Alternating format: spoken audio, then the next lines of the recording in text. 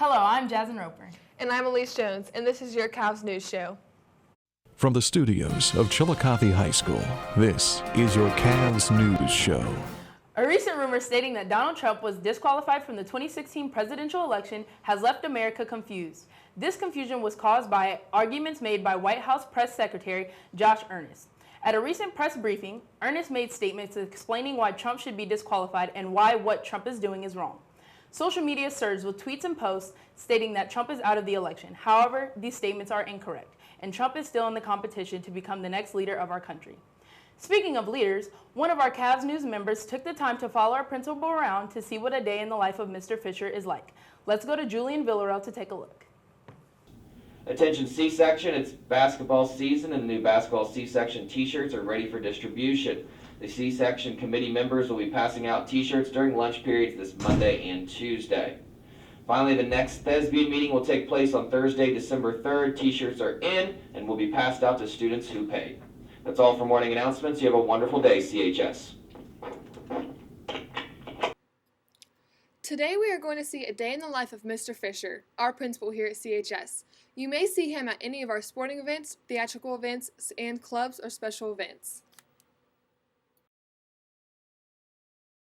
I wouldn't say anything's the worst part of being the principal at Chillicothe High School. But if I had to identify a challenging part of being the principal at Chillicothe High School, it dates back to your first question. It's the time commitment.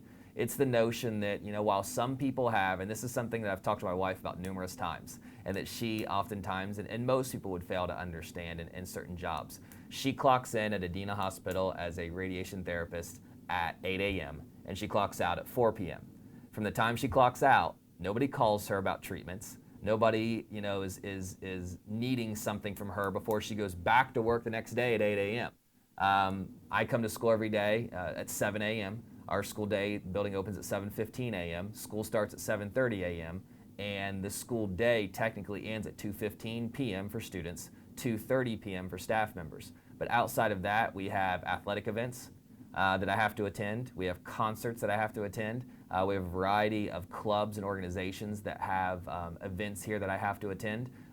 Whenever there's not an event here at this facility that one of our organizations, clubs, or sports is using, I can guarantee you this facility is being rented out by somebody in the community, which means I'm still responsible for ensuring that the facility is unlocked, well heated, well lit, whatever it may be. And if they're using this, and it's springtime or summertime or fall, they're probably renting one of our fields as well. With the AD and the superintendent, we have to ensure that we're overseeing those as well. So, on top of the time commitment this job requires, I have a young family, I have a great wife, I have great parents, and a brother I love very much. I'm also getting my doctorate at the same time at Ohio University. So the time commitment factor really does require almost a 12 to 16 hours a day commitment, to which I love my job and I'm blessed to have it, and I'm blessed that I do love my job so much, because if I didn't, I think it would be a struggle even more than it is to ensure that I am using my time wisely. Because when the school day ends at 2:30, my work day is not over. I can guarantee you that while I may get 200 emails a day during the work day, I'm going to get another 200 from 2:15 to 11:15 at night with requests from either staff, students, parents, whatever it may be. And it also is one of the blessings and cursings of the Chromebooks. With the Chromebooks we provide our students, we also provided them student emails. So now our students have access to me, not just via the school day from 7:15 to 2:15. Most people have my cell phone number. Most people have my social media accounts, and now they have my email accounts as well. So we have 3 and 4 and 5 different ways to contact me that our parents and our community members and even our students take advantage of, to which I do not mind at all. But at 8:15 at night, I'm still on the clock. I'm still on the job, because I might have a student who needs my assistance with a college application, with a letter of recommendation, with something like that, and it might be the time in which I'm actually sitting there reading a story to my son.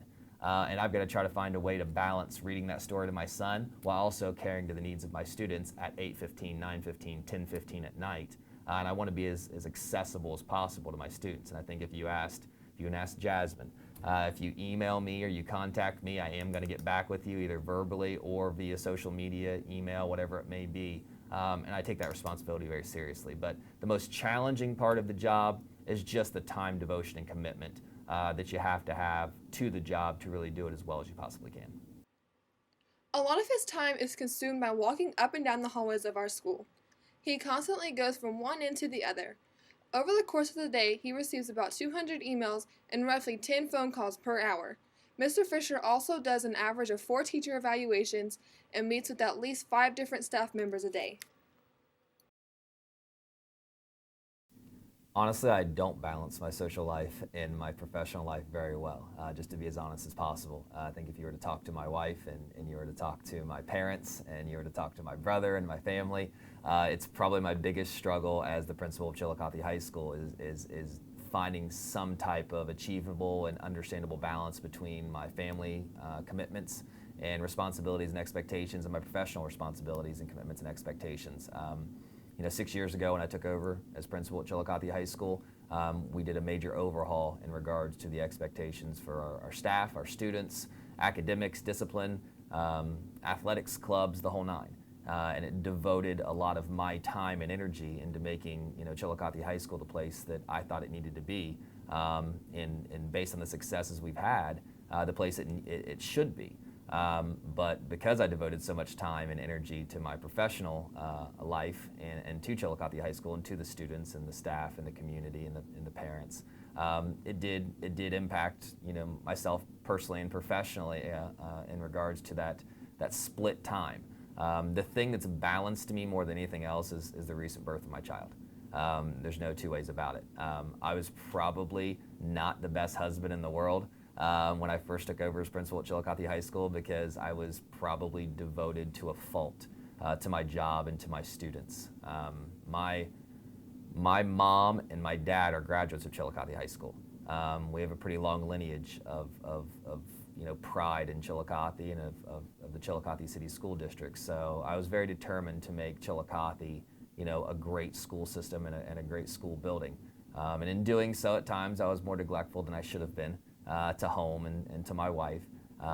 But thankfully, she's understanding and she didn't bail on me after the first 3 years of me being principal. And I think luckily for me, I think we dated for, I think, 10 or 11 years before I proposed. And we were engaged for a couple, and we've been married for 6. And she stuck with me through all of it. And our son was born 2 years ago. He just turned 2 on November 20th. And he balanced me more than anything. He's really the first thing that's ever happened to me that made me want to leave work. And I work hard each day as much as I can to ensure that I can get home at a decent hour to see him, hold him at night, read him a bedtime story, and have some father time, husband time, as opposed to just working straight through on a 12 or 16-hour day. My favorite part of being a principal at CHS is the interactions with staff and students and parents and just the community we serve as a whole. My favorite parts of being principal at CHS are the opportunities I get to work with you guys, the students here at Chillicothe High School. Seeing the improvements we've made academically and educationally have provided our students a wealth of opportunities, from getting into Ivy League type schools to getting millions of dollars in scholarship money. The opportunity to interact with a student who came here as a freshman, see them 4 years later learn and grow as a person and as a student, and then walk out of here with getting their education paid for at the collegiate level is a huge, huge valuable opportunity for not only them but for me as well. It's very prideful. It's very I get very happy, and that's probably the thing that I enjoy most, is seeing that growth from a student perspective. From a professional side, though, I really like working with my staff, and that's probably something that you guys have seen in my and you're following me around today, is the observations of my staff. I try to spend as much time as I possibly can actually in the classrooms with my teachers, observing their teaching practices, their instructional practices, the way in which they're educating our students. And then I enjoy following those observations, having half-hour to hour-long meetings with my staff members to talk to them about the things that I saw they did really well and the areas that I think they can improve in. So those are some things I really love to do with our staff members, and they're so devoted to our students here. These are really easy conversations to have, because it's never from a perspective of you're not doing this well enough. It's you can get even better if you do this. If you incorporate technology just a little bit differently, you can engage students even better and provide a better education to our students. And they're so receptive to those messages. I really enjoy that opportunity to interact with our staff members. And then from a community and parent perspective, whenever you take over a job that requires a lot of leadership, you're going to make decisions that require support. And luckily for me, I've had great community support and great parental support with the decisions we've made. You know, we've moved to block scheduling. We've made changes academically, behaviorally, the whole nine here at Chillicothe High School, and most recently with the incorporation of the drug testing requirement of student athletes and the voluntary program for our student body. And I've been supported all along the way from great community members and great staff members and great parents. So that's been really, really nice to have. But when it boils down to it, it's down to that student in that classroom that you get to interact with, engage with, that maybe didn't like learning prior to coming to the high school, or loved learning and got even a better appreciation for their teachers and for learning as a whole, that really make the job rewarding.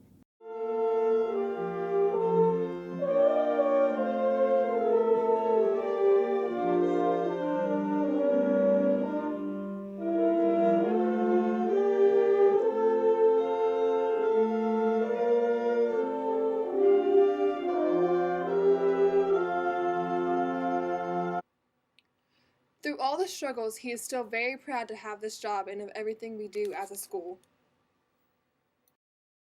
I'm extremely proud to be the principal of Chillicothe High School. I don't think you'll find a professional, not just in education, but also regardless of the job, that is going to take more pride in the job they do. I love being the principal of Chillicothe High School. It was actually my goal to be the principal of Chillicothe High School long before I became the principal of Chillicothe High School. I never knew that opportunity would come at 27 years old. I thought that would be something that I would work for and maybe become the principal at CHS at 40, 45, something like that. I would have to go to another school, kind of earn my way into an opportunity like this to what is pretty much the biggest high school in the Southeast District, Southeast region of Ohio. But I was fortunate enough at 27 to get the opportunity. And it was important to me because my parents went here. And when I was in high school, I did not get the opportunity to attend Chillicothe High School because of the negative experience that my parents had while they were here. And I wanted to make sure that was never something that somebody left here having, and that they wouldn't be community members later on in life and say, I'm not going to send my child to that building because of the negative experience that I had. So I take a great deal of pride in ensuring every day we have a really safe environment here to go to school in. And I think, we spent 6 years battling a negative connotation that CHS had earned in previous years about being kind of an unruly institution. And that's just not who we are. I think if you ask any student, if you ask any staff member, if you ask any parent, or just any community member wanting to walk our halls, you're not going to find students in our hallways. You're going to find students in the academic environment, and you're going to find them learning, and you're going to find them focused. So I'm very proud of the job that we do here at CHS, not just because I'm principal of CHS and that's a title. I'm proud of what we're doing from a collective whole. Our teachers are some of the best in the entire state at their professions. Our students are incredible and earning unbelievable distinctions and scholarship money for their future education. And I think what we're doing from a community perspective and supporting our community is even greater than just learning math, English, writing, reading, whatever it may be, social studies, basic subject areas. So I take a great deal of pride in being the principal at Chillicothe High School. I try to express that as often as I can through social media, through speeches I give, because this is a great community and this is a great school and we have great students and staff. Due to his outstanding leadership abilities, he has received several awards, including Principal of the Year for 2015. I've been very fortunate to receive some individual accolades since principal at Chillicothe High School. I was honored recently by my superintendent at at a club that he's in charge of for the Ohio University Leadership Program for my exceptional leadership as a building principal.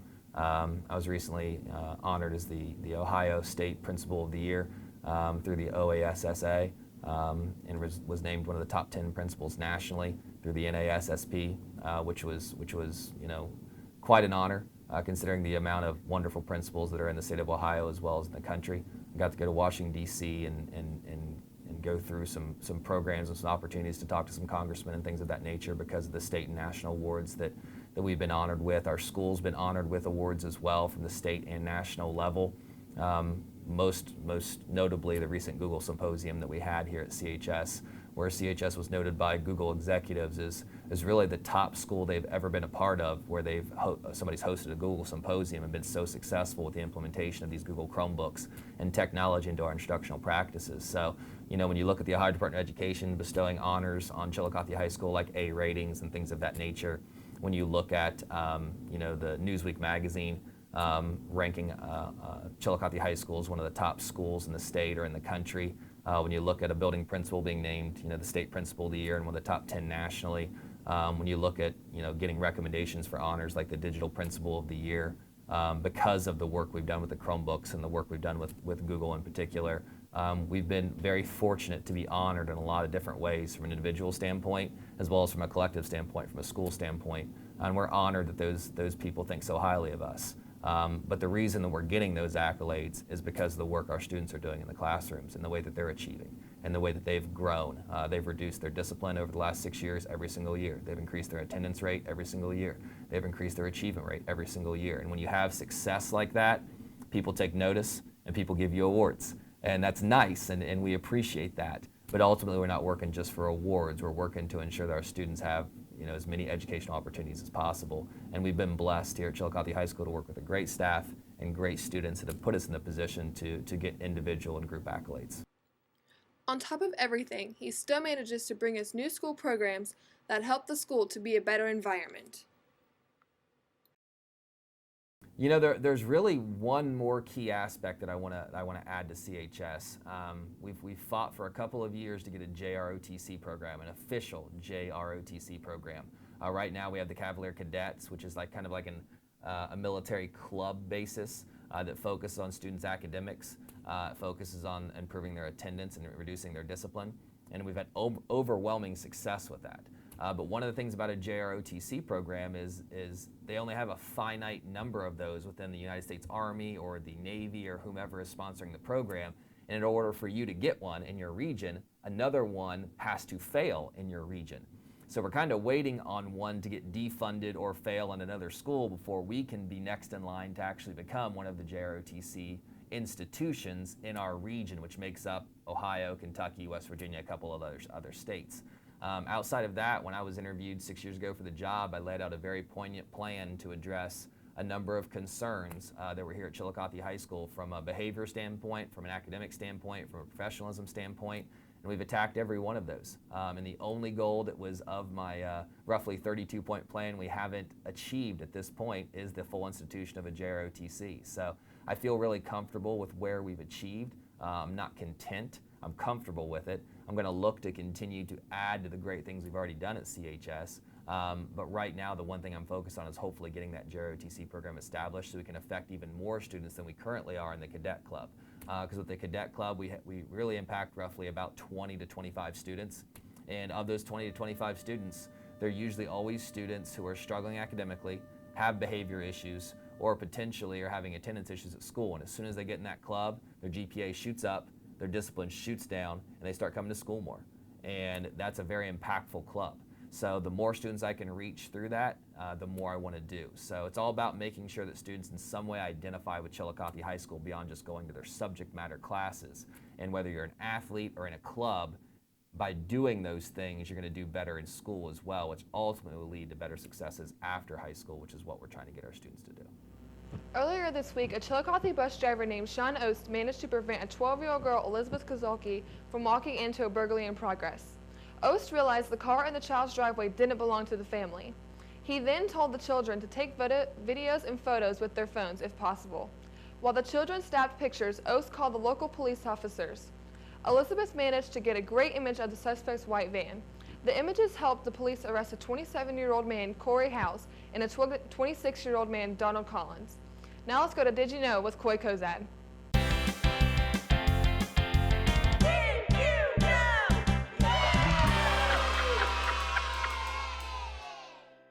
Thanks guys, I'm Coy Kozad with this week's Did You Know. I saw a shooting star the 13th while looking at the night sky, so because of this rare occurrence for me, this week's topic is going to be on stars and comets. Yes, I know that a shooting star is actually a meteor that has fallen in the Earth's atmosphere, but anyway, let's start things off with a little something for all you stargazers out there. When stargazing, you can expect to see a shooting star every 10 to 15 minutes on a regular night. When we have a meteor shower, you'll be able to see many more. Now let's go to something you'll only be able to see once to twice in a lifetime, Halley's Comet. Halley's Comet is only visible from the Earth at once every 75 to 76 years. As first recognized by Sir Edmund Halley 300 years ago, comets are the biggest wild card among the planets. Comets come and go unpredictably. They can undergo spectacular transformation as they swing close to the blistering sun. The next time Halley's Comet will be around is 2061. I know I'm looking forward to it. But anyway, that's all the time I have for this week. I'm Coy Kozad. Let's go back to the guys in the studio. As we enter our winter season, many people are hurrying out to gather warm clothing such as winter coats like this one. A recent study on car seat safety has discovered that buckling a child into a car seat while they are wearing a winter coat can be a huge safety hazard.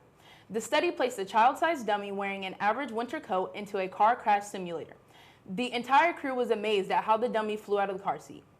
It was concluded that the size of the coat created a large gap between the dummy and the straps of the car seat. So please be sure to remove your child's coat when putting them into their car seats and buckle them in tight to ensure the safety of your child. Now let's go to sports with Taylor Boggs.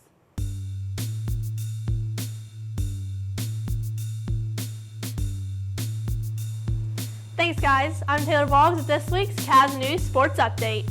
The Cavalier basketball team defeated Miami Trace 56-47 on December 15th. Seth Barnes had a career high by scoring 20 points for the Cavaliers, and Brandon Mommer helped break a tie by shooting 7 straight free throws. I had the chance to interview Coach Eric Hufford and ask him about this season. Let's take a look and see what he had to say. Some goals for the season is to compete for the league title. We'd like to win a sectional championship, get to the convo, and just off the court is just teach our players how to be young men, how to be respectful in the classroom, as students here at the school, members of the community. That's the ultimate goal. I do feel like our players are ready for the season, especially now we're at Game 7. We've had a couple injuries, a couple young guys really stepping up to the plate, so it's allowing ourselves to continue to get better every day. Our schedule, I think, is one of the hardest in the Southeast District here in Southern Ohio. So hopefully it prepares us for a deep tournament run or to get us ready for the tournament. Definitely hoping to see the convo. Our goal is to compete for a district title. I think that's every team's goal at this point in the season. And with our schedule and with our young guys maturing, and we have 3 seniors that are great leaders in Christian Boltonhouse, Nate Rosenbauer, Matt Benson. So convo would be nice. That would be awesome. Along with Coach Huffer, Cavalier Nation is hoping to see the convo in the near future. Now on to the bowling team.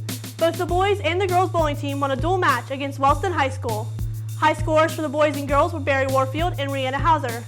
Their next match will be December 22nd at Shawnee Lanes, where they will match up against Greenfield McLean. The swim team dominated Hillsborough Tuesday night with a win from both the boys and the girls team. The girls scored 56 points over Hillsborough's 26, and the boys scored 66.5 points over Hillsborough's 26.5 points. The girls basketball team defeated Walnut Ridge 51-40 on Monday, December 14th. Lady Cavaliers leading scorers were Ashlyn Brown with 15 points and Chantel Smith with 11 points. We here at CAVS News want to say good luck and be safe while traveling to all winter sports events as we go on break. And don't forget, you can log on to the Chillicothe City School website and click on athletics for more on results and upcoming events. Well, that's all I have for this week. I'm Taylor Boggs, so back to Elise and Jasmine in the studio.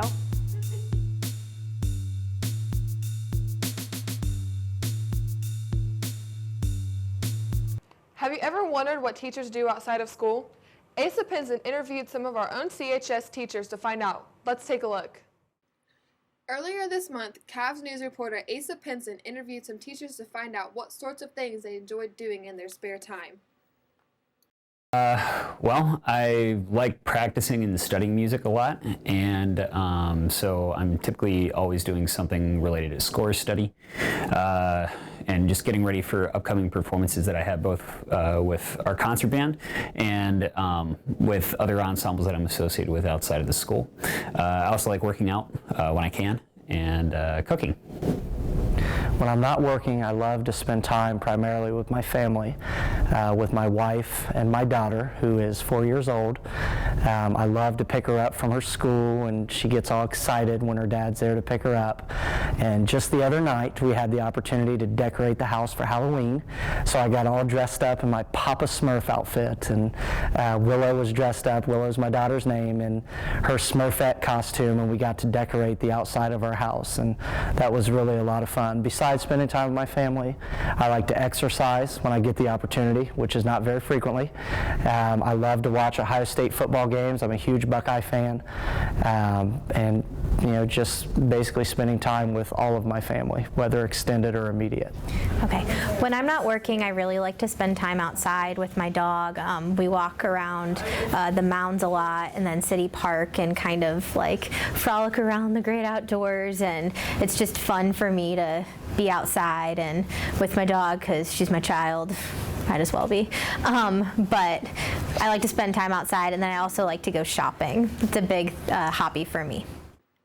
Along with making time for their own hobbies and interests, teachers enjoyed taking the time to reconnect with family and friends. My friends and I, we all enjoy just kind of hanging out and talking.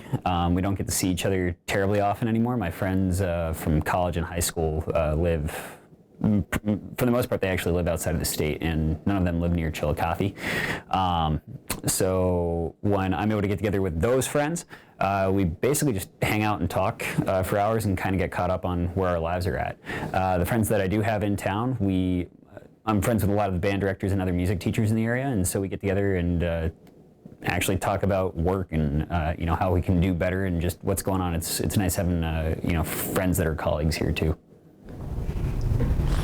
Well, my friends and I share many common interests. One of the biggest ones is we are all sports fans, so we like to watch Buckeye games together. Unfortunately, one of my friends is a Michigan fan, so that makes the game quite interesting. Some friends and I are going to go to Ann Arbor, Michigan in a few weeks to watch the Buckeyes take on the Wolverines. That'll be my group of friends and I's third time going to Ann Arbor to watch the game. In addition to that, we like to exercise together. We like to play football, wiffle ball as a group, and we like to play cards too, specifically euchre. One of the things I like to do with my friends is go up to Easton. It's a great mall if you've never been there, and eat at the Cheesecake Factory. It's really good. And spend some time shopping. We like to go in and out of stores. They've got a lot of different little stores in Columbus that are fun to shop in that don't necessarily have like run-of-the-mill products. So I like to explore, and pretty much all of my friends are wanderlusts, and they like to explore with me. Not only did teachers share how they spent their weeknight hours, but they also shared the activities they performed on weekends. Activities including relaxing, spending time catching up on daily tasks, and in many cases, catching up on schoolwork.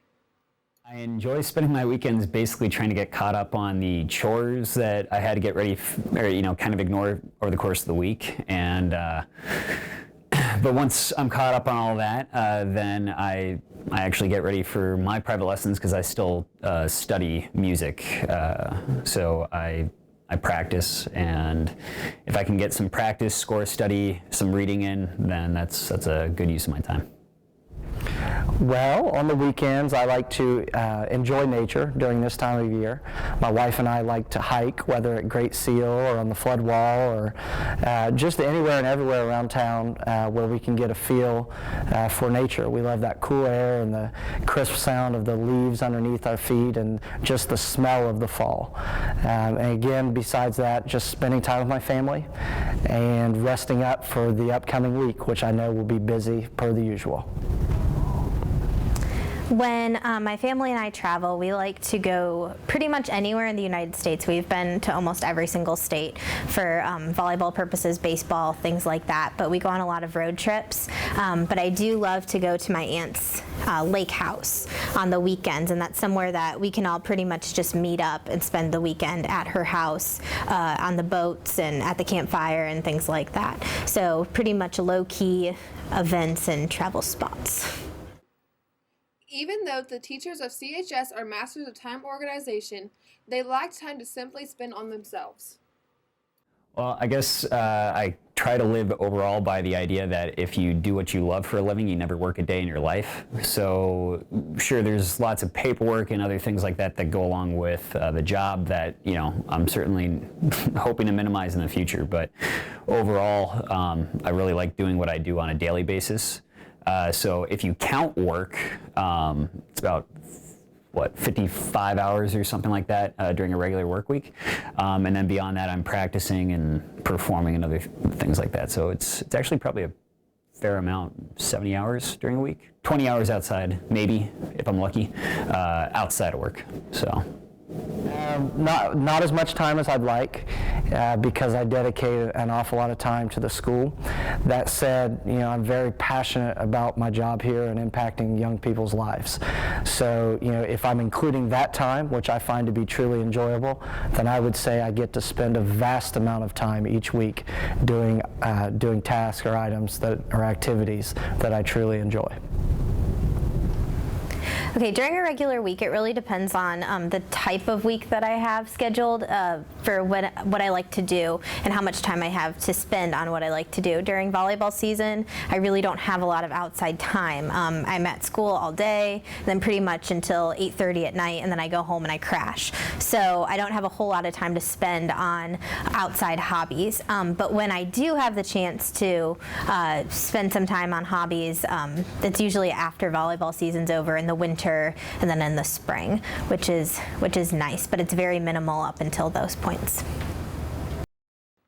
Depending on the teacher, it sounds as though the time allowed for recreation can be pretty mixed. However, most teachers would agree that the sacrifices are worth it. In October of 2014, a 17-year-old boy named Laquan McDonald was shot and killed by a Chicago police officer, Jason Van Dyke. He was shot a total of 16 times after being accused of threatening officers with a knife and slashing their tires. A video of this incident shows McDonald backing away from the officers once the weapons were pulled. However, shots were still fired. A little over a year later, in late November 2015, the judge determined that Jason Van Dyke should be charged with murder. Laquan's family received a $5 million civil settlement from the city. Pop culture news seems to be booming. Let's go to Pop Fusion with Parker Tracy to hear more about it. Hi, I'm Parker Tracy, and welcome to Pop Fusion. For potential copyright reasons, you can call me Jack Froste. Oh man, I am bad at this. Unfortunately, the year 2015 is coming to a close. And we did get some pretty good things out of it. So why don't we look at the top 5 games, movies, and albums of this year. Let's start off with the games. Now, this does only encompass the sales of physical copies of the game, so digital copies will not take effect on this. At number 5, we have NBA 2K16. At number 4, we have Madden NFL 16. At number 3, we have Star Wars Battlefront. At number 2, we have Fallout 4. And at number 1, we have Call of Duty Black Ops 3. I really liked some of the games on that top 5. But let's move on to the top 5 movies of this year according to Rotten Tomatoes. At number 5, we have Spotlight. At number 4, we have Brooklyn. At number 3, we have Selma. At number 2, we have Inside Out. And at number 1, we have my personal favorite, Mad Max Fury Road. Oh man, that thing was just the biggest rush ever. Calm down, calm down. Now that we're done with the movies, let's move on to the music. These are the best-selling albums on iTunes of 2015 so far. At number 5, we have Traveler by Chris Stapleton. At number 4, we have Untamed by Cam. At number 3, we have Purpose by Justin Bieber. At number 2, we have That's Christmas to Me by Pentatonix. And at number 1, we have 25 by Adele. So, those are some of the best things out of entertainment from this year. I'll see you guys all in 2016. Hopefully I won't dress so weirdly next time. Back to my buddies in the studio. This is our last week of school before Christmas break, and when we come back, all of our class schedules change. Ryan Kincaid interviewed some students and teachers about the schedule change and how it affects them. Let's take a look. Attention all CHS students. As you wrap up school for the winter break, don't forget that you will have different classes when you come back. This is thanks in part to the new semester schedule we have here at Chillicothe High School.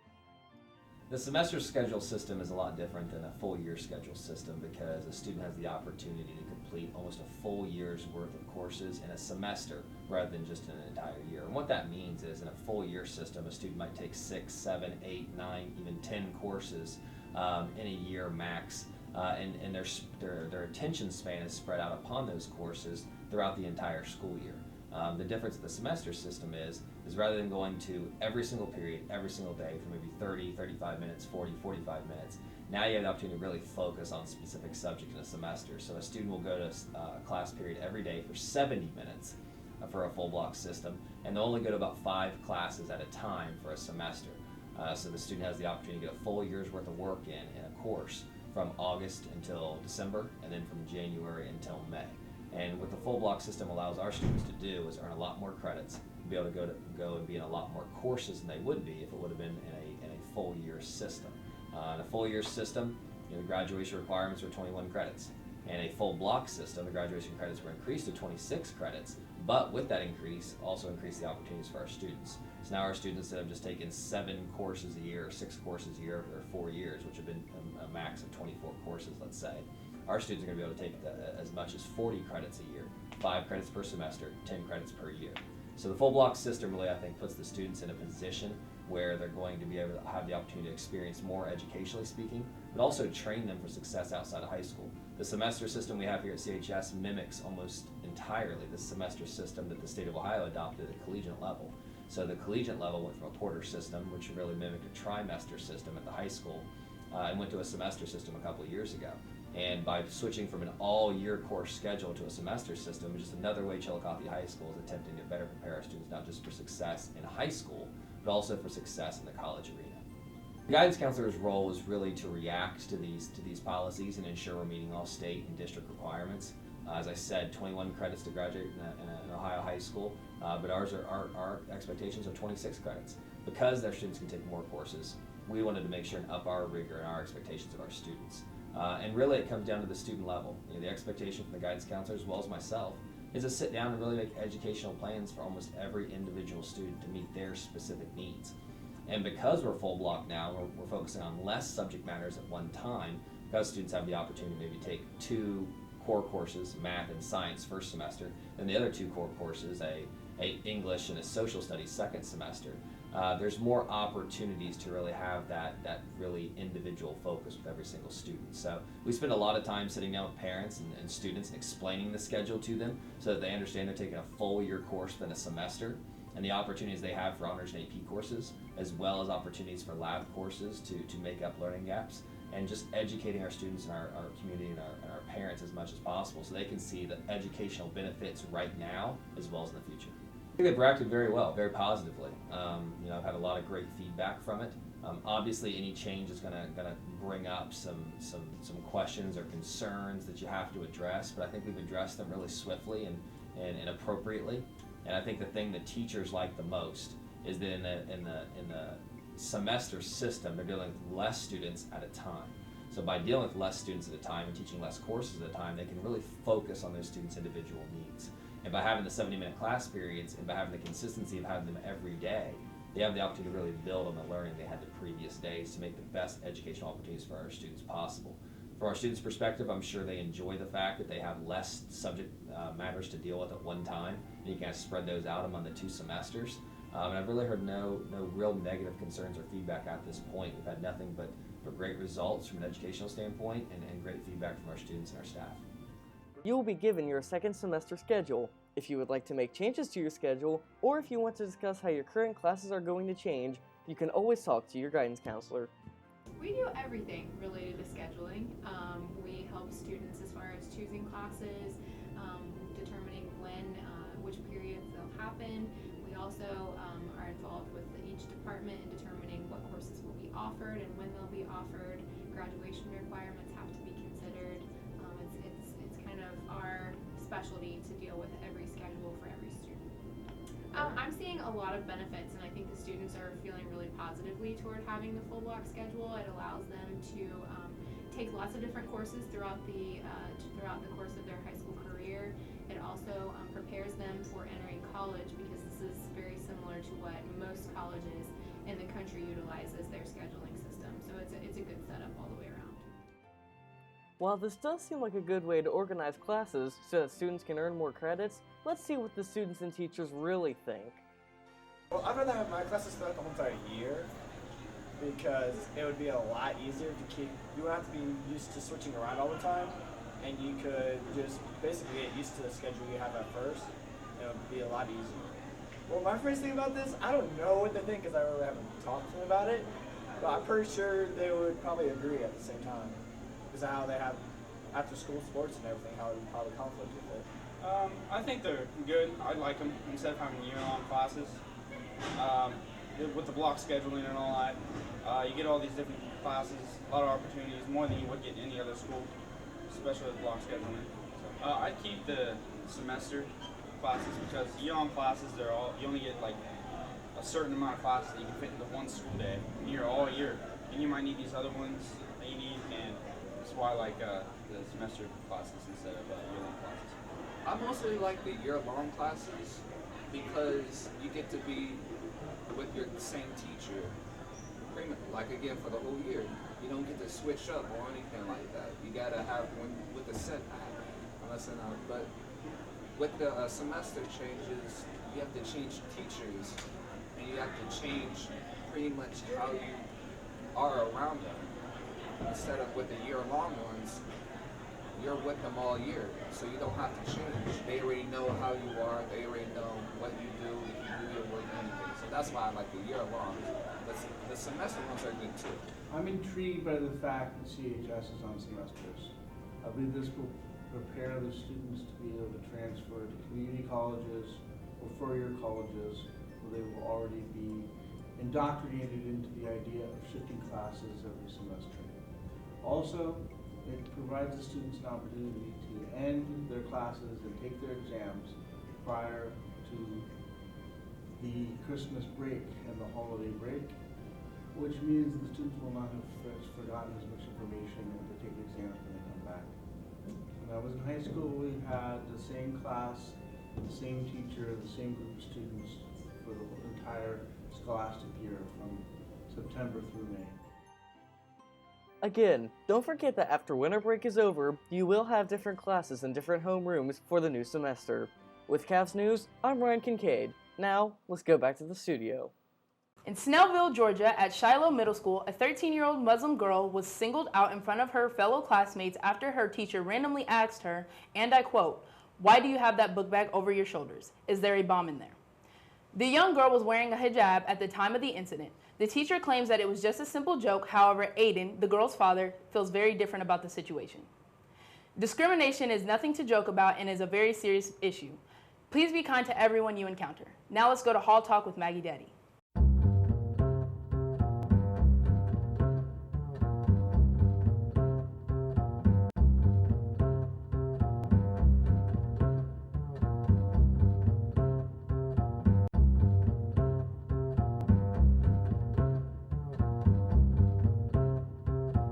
Well, you see, Christmas is a very, very enthusiastic time of year, okay? And I look forward to Christmas because you receive presents. That's not the only reason why, it's actually because of the food. But I like food for Christmas, and I like the festivities that also come with it. I'm really excited for Christmas vacation this year because it's going to be my favorite one yet. It's going to be my last one with my entire family, so it's going to be a fun, enjoyable one. Yeah, I'm really excited because I can finally get to relax after all this college and finals and all that.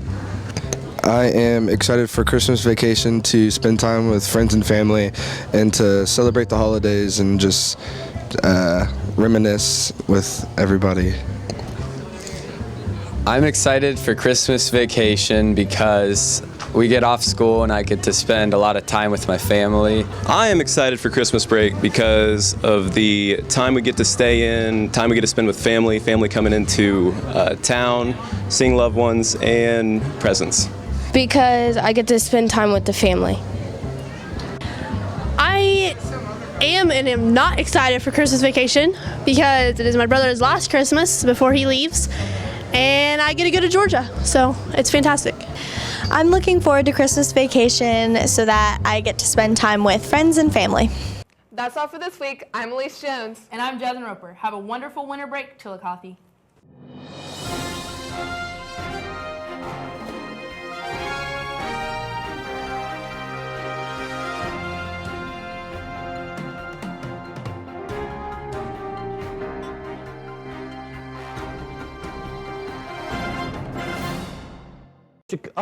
boom, boom, boom, boom.